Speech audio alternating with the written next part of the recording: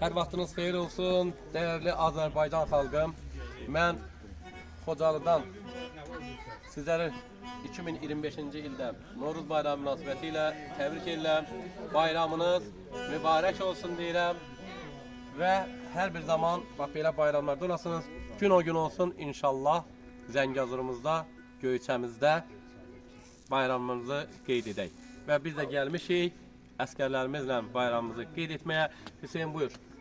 Müəllim və sinif yoldaşlarımı bayramımı təbrik edirəm və Azərbaycan xalqını təbrik edirəm bayramı. Bayramımız mübarək olsun.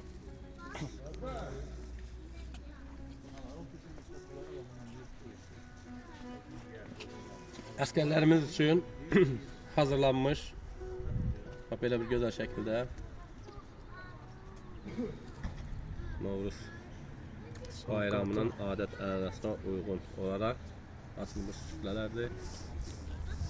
Və biz başqa bəli, indi burada nəft oynayacağıq.